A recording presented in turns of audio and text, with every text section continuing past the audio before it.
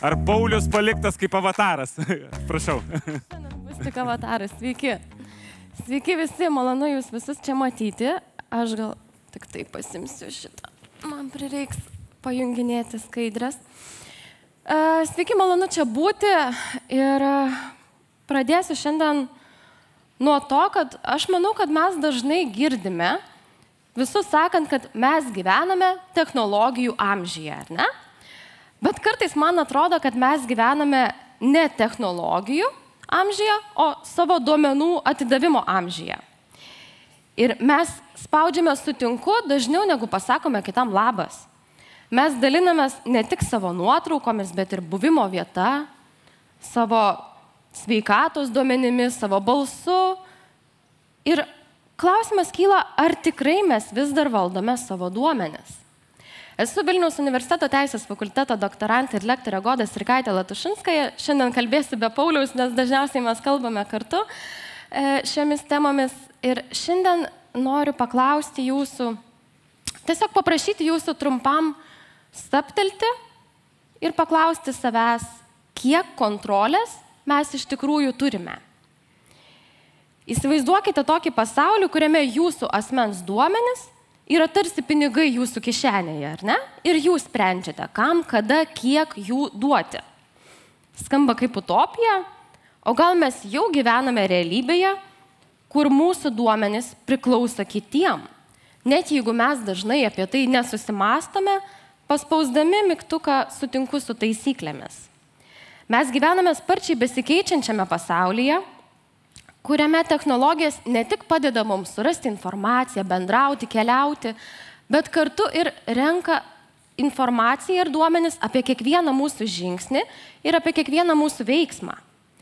Taigi kyla klausimas, ar tuos duomenis, kuriuos surenka apie mus, valdome mes patys, ar kas nors kitas. Ir šiandien leiskite man pasidalinti tokiu pavyzdžiu iš savo patirties. Tai prieš keliarius metus nusipirkau robotą dulkių siurblį ir labai džiaugiausi, kad kažkas tvarkys mano namus, kol aš ten galėsiu skaityti knygą ir kad ten siurbs dulkes, man valys grindis.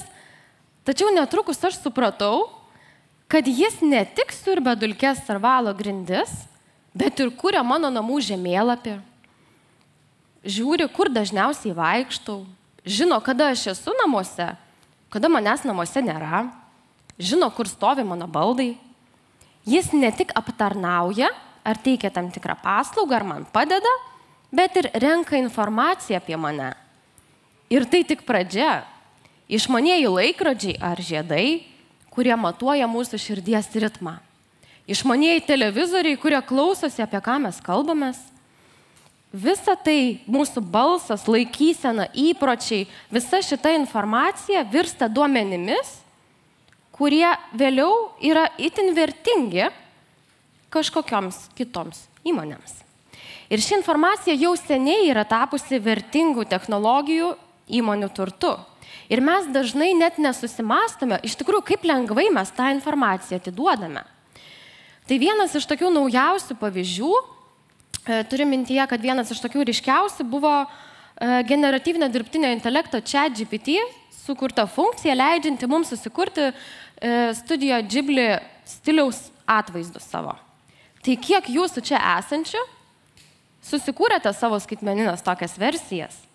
Kiek iš jūsų mainais už atrodo tokią paprastą, linksmą kažkokią pramogą atidavėte savo šeimos, vaikų, artimųjų, draugų atvaizdus?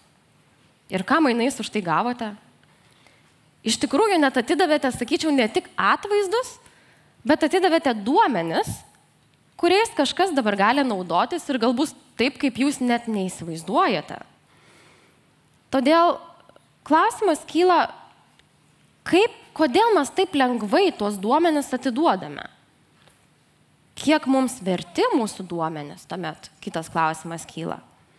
Ir čia įdomus buvo profesoriaus Sunsteino atliktas toksai tyrimas, kurio metu jis atliko eksperimentą ir paprašė žmonių atsakyti į 2 paprastus klausimus. Vienas klausimas buvo, kiek būtumėte pasirengę mokėti, tai angliškai yra willingness to pay, kad jūsų duomenys būtų apsaugoti. Ir vidutinis atsakymas buvo $5 per mėnesį.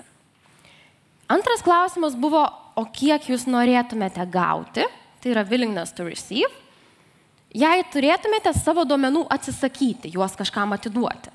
Ir čia jau vidurkis pakilo iki $80 per mėnesį. Tai yra 16 kartų daugiau. Ir šis tyrimas atskleidė vieną tokį labai įdomų psichologinį reiškinį, tai yra nuosavybės efektą. Kad kai mes kažką laikome savu, mums tai tampa vertingiau. Net jeigu realiai mes tuo nepasinaudojame, ar ne? Nes taigi mes suprantame, kad mes galvojame, kad privatumas tai yra svarbu. Bet realybėje mes, nežinau, ar tai suvokdami ar ne, dažnai jį tiesiog atiduodame už nemokamą paslaugą, už filtrą, už paveikslėlį, už žemėlapį. Tai kiek dar esame pasirengę atiduoti? Mainais už tai, kas atrodo tokia smulkmena. Galbūt atsakymą padės rasti toksai žvilgsnis šiek tiek atgal, į praeitį, apie tai, kaip apskritai keitėsi mūsų santykis su internetu. Pažiūrėkime plačiau, kaip per kelis dešimtmečius, gal čia yra dar kas ir prisimena, kaip atrodė tas Web 1, kaip keitėsi mūsų vaidmuo skaitmeninėje erdvėje. Tai Web 1 buvo tarsi tokia skelbimų lenta, ar ne?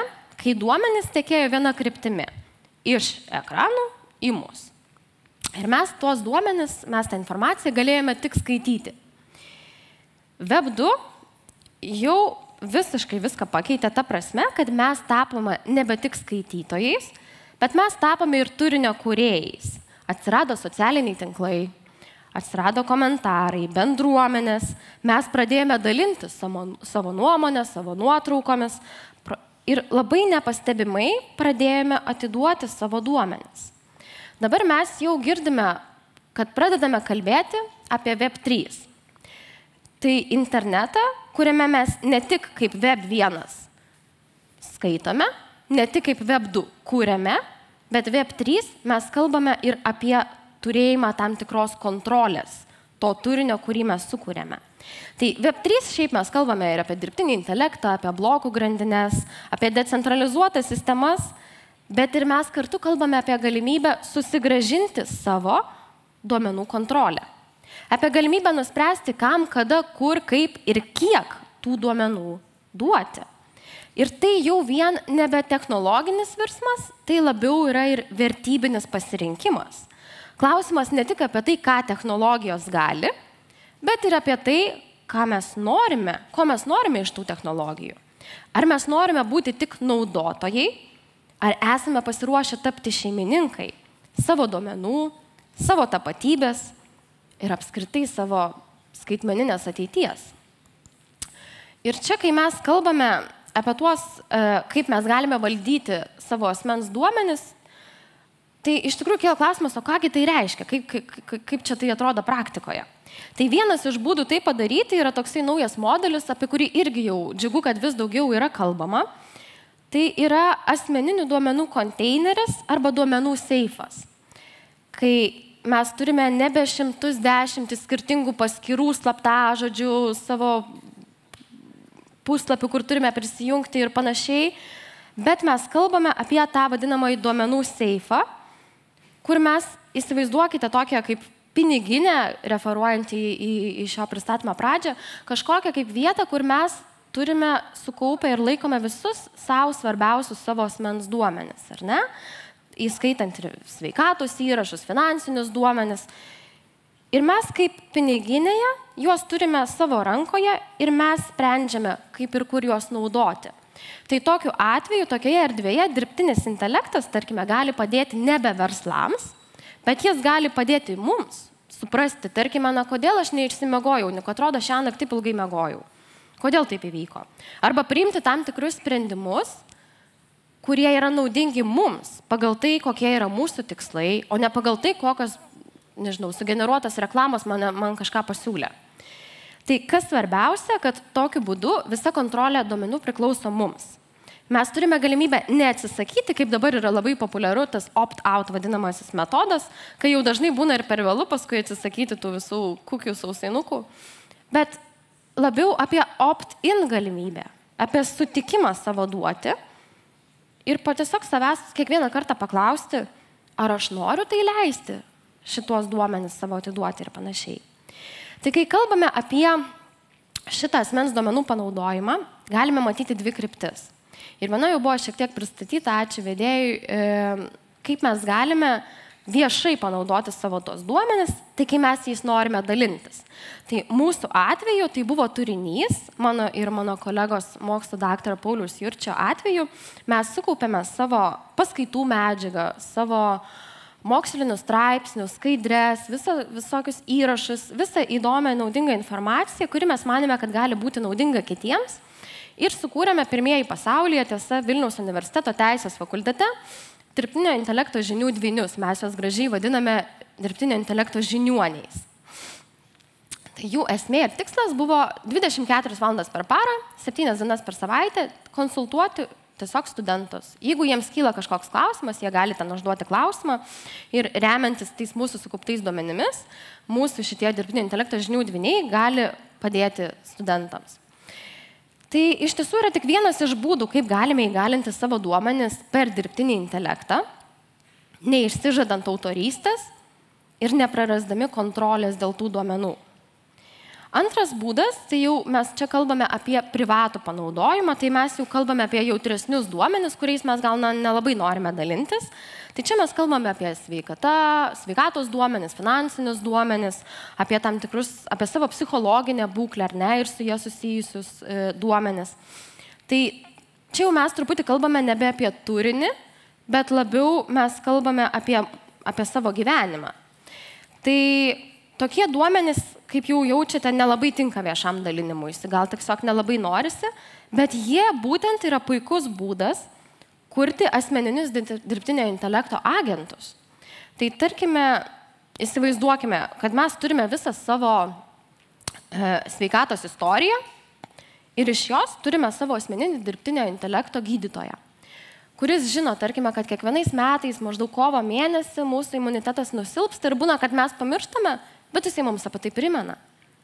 Arba kitas pavyzdys, visi mūsų judėjimo duomenys ir mūsų asmeninis dirbtinio intelekto treneris, kuris žino, kad, tarkime, po pietų mes šiek tiek aptingstame ir dingsta mūsų motyvacija, tai jisai mums pasiūlo kokių ten, nežinau, 8 minučių tempimo pratimų programą, tiesiog mums pasportuoti.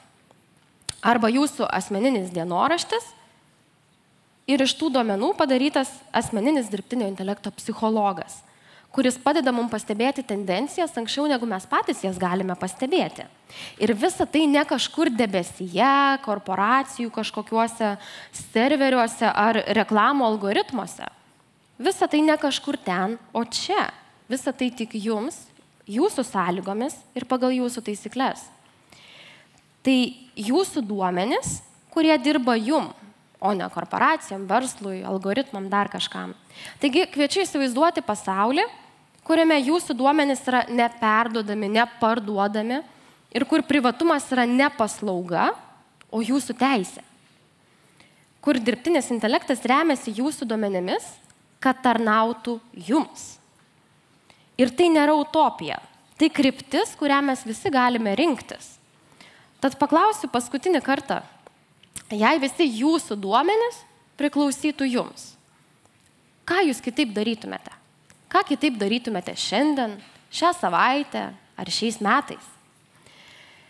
Jeigu kažkiek sukoreliavo tai, apie ką šiandien kalbėjau, tai labai kviečiu pratęsti šitą pokalbį ir susisiekti su manimi elektroniniu paštu, arba galite užduoti klausimą Godai Jai, kuri yra visada pasiruošus padėti ir pasikalbėti su jumis. O dabar ačiū labai, kad buvote kartu. Ačiū. Ačiū.